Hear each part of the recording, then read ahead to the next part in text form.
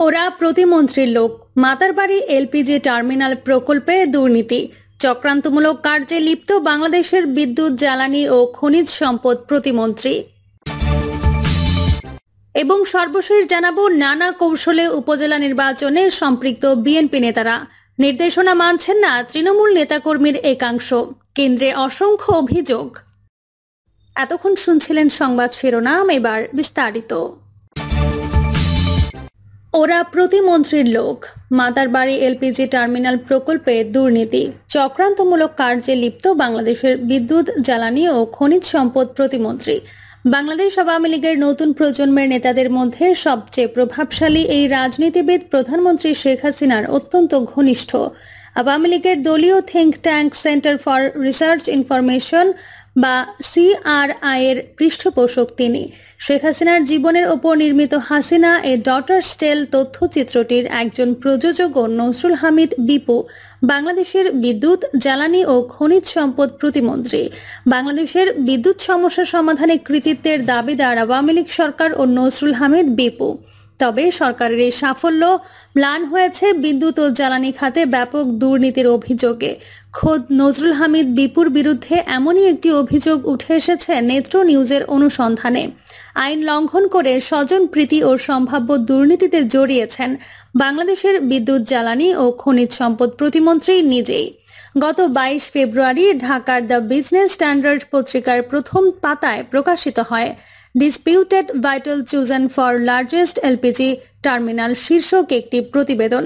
সেখানে বলা হয়, জাপানের মারুবেনি কর্পোরেশন, ডাচ সুইচ জ্বালানি কোম্পানি ভিটল এবং পাওয়ারকো ইন্টারন্যাশনাল নামে একটি কোম্পানির একটি যৌথ ব্যবসায়িক জোট বা কনসোর্টিয়াম কক্সবাজারের মাতারবাড়িতে দেশের বৃহত্তম এলপিজি টার্মিনাল নির্মাণের কাজ পেতে যাচ্ছে। বিদ্যুৎ, জ্বালানি ও খনিজ সম্পদ মন্ত্রণালয়ের অধীন বাংলাদেশ পেট্রোলিয়াম কর্পোরেশনের সাথে পাবলিক প্রাইভেট পার্টনারশিপের ভিত্তিতে $305 মিলিয়ন বা 2,500 কোটি টাকা ব্যয়ে টার্মিনালটি নির্মাণ করবে এই কনসোর্টিয়াম। কিন্তু মাত্র $100 পরিশোধিত মূলধনের একটি কোম্পানি পাওয়ারকো ইন্টারন্যাশনাল কিভাবে $305 মিলিয়ন কাজ পাওয়া একটি কনসোর্টিয়ামের অংশ হতে পারে? দ্য বিজনেস স্ট্যান্ডার্ডের প্রতিবেদনে এই প্রশ্নের উত্তর খোঁজা হয়।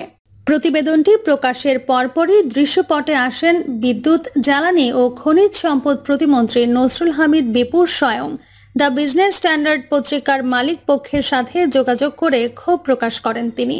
তারই হুমকিতে দ্য বিজনেস স্ট্যান্ডার্ডের ওয়েবসাইট থেকে সরিয়ে ফেলা হয় প্রতিবেদনটি। তবে পত্রিকাটির প্রিন্ট ও পেপার সংস্করণে এর কপি থেকে যায়। বিষয়টি ঢাকার সাংবাদিক মহলে বেশ আলোচিত হয়। জ্বালানি বিটে কাজ করেন এমন একাধিক সাংবাদিকের মাধ্যমে এই ঘটনা সম্পর্কে জানতে পারে নেত্র নিউজ। আমরা তখন বোঝার চেষ্টা করি নসরুল হামিদ বিপুর এমন জবরদস্তিমূলক আচরণ ও হস্তক্ষেপের কারণ কি, পাওয়ারকো ইন্টারন্যাশনালের পেছনে আসলে কে আছে। শুরু হয় নেত্র নিউজের অনুসন্ধান। আমরা জানতে পারি যে পাওয়ারকো ইন্টারন্যাশনাল কোম্পানি হিসেবে সিঙ্গাপুর ও বাংলাদেশে নিবন্ধিত। প্রথমেই কোম্পানিটির নিবন্ধন সংক্রান্ত নথিপত্র সংগ্রহ করি আমরা। এরপর কাগজপত্রে কোম্পানির পরিচালক হিসেবে যারা ছিলেন তাদের পাসপোর্ট ও জাতীয় পরিচয়পত্রের অনুলিপিও আমরা পেয়ে যাই। পাশাপাশি টার্মিনাল নির্মাণ সংক্রান্ত বিদ্যুৎ, জ্বালানি ও খনিজ সম্পদ মন্ত্রণালয়ের কিছু অভ্যন্তরীণ সরকারি নথিপত্র আমাদের হাতে আসে। এসব নথিপত্র ও তথ্য বিশ্লেষণ করে আমরা দেখতে পাই পাওয়ারকো ইন্টারন্যাশনাল নামে এই কোম্পানিটি নিয়ন্ত্রণ করেন স্বয়ং নসরুল হামিদ বিপুর আত্মীয় স্বজন ও ঘনিষ্ঠ সহযোগীরা। তারা সবাই বিদ্যুৎ, জ্বালানি ও খনিজ সম্পদ প্রতিমন্ত্রীর নিজের লোক। প্রতিমন্ত্রীর পারিবারিক ব্যবসা প্রতিষ্ঠান হামিদ গ্রুপের সাথে সংশ্লিষ্ট নির্বাহীরাই পাওয়ারকোর হর্তাকর্তা। একসময় নজরুল হামিদ নিজেই হামিদ গ্রুপের চেয়ারম্যান হিসেবে দায়িত্ব পালন করেছেন। পারিবারিক এই ব্যবসা প্রতিষ্ঠান বিভিন্ন সাবডিসিয়ারি কোম্পানির মাধ্যমে একাধিক ব্যবসা পরিচালনা করে। এর কয়েকটিতে ব্যবস্থাপনা পরিচালক হিসেবেও ছিলেন বিপু। পাশাপাশি কোম্পানিগুলোর বিপুল পরিমাণ শেয়ারের মালিক তিনি এবং তার পরিবারের সদস্যরা। সিঙ্গাপুর ও বাংলাদেশের ব্যবসা নিয়ন্ত্রক প্রতিষ্ঠানে দাখিলকৃত নথিপত্র অনুযায়ী পাওয়ারকোর প্রধান শেয়ারধারী হলেন কামরুজ্জামান চৌধুরী নামের এক ব্যক্তি।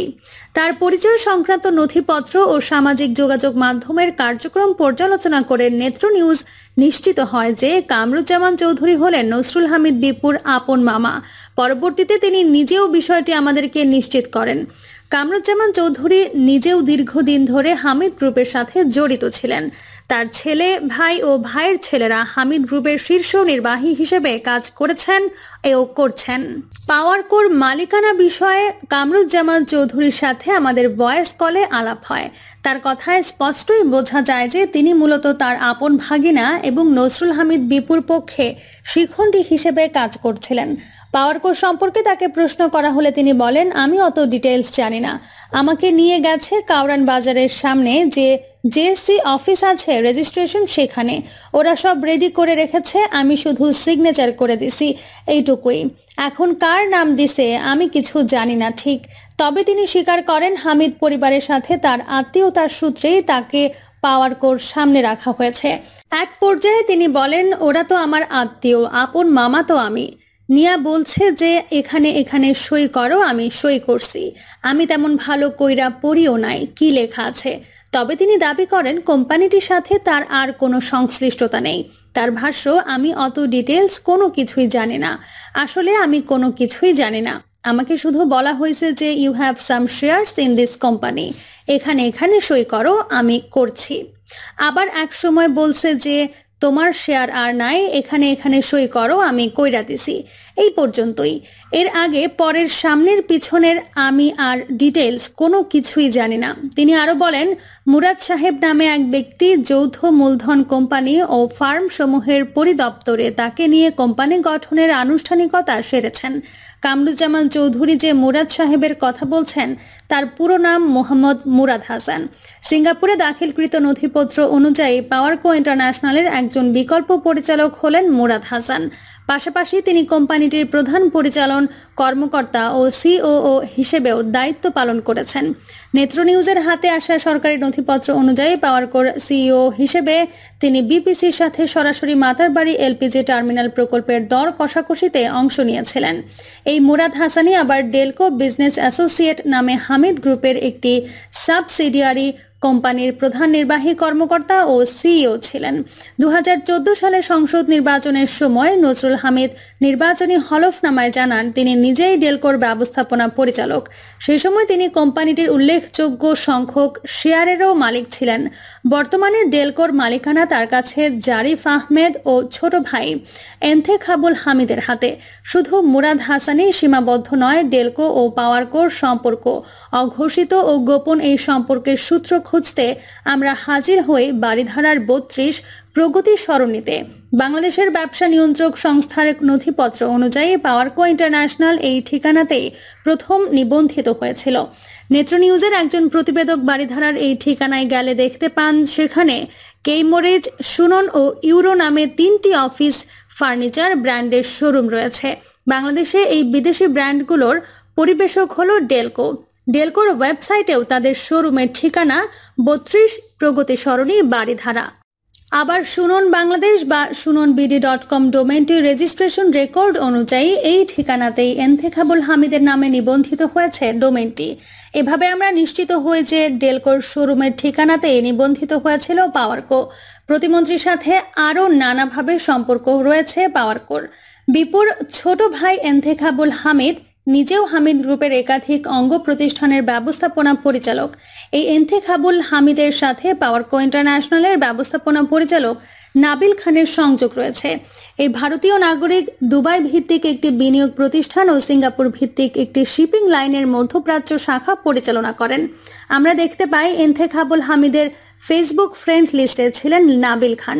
তবে বিভিন্ন প্রশ্নের উত্তর জানতে আমরা প্রতিমন্ত্রীর সাথে যোগাযোগ করার পরপরই এন্থেখাবের বন্ধু তালিকা থেকে বাদ পড়েন নাবিল খান। পাওয়ারকোর সাথে জড়িত আরেক ব্যক্তি হলেন কোম্পানিটির সহকারী মহাব্যবস্থাপক তারেক খলিলুল্লাহ, যিনি যিনি দীর্ঘদিন হামিদ গ্রুপে কর্মরত ছিলেন। তিনি এন্তেখাবুল হামিদের ঘনিষ্ঠ সহযোগী। এন্তেখাবুল হামিদ বাংলাদেশে বতসোয়ানার অবৈতনিক কনসাল জেনারেল।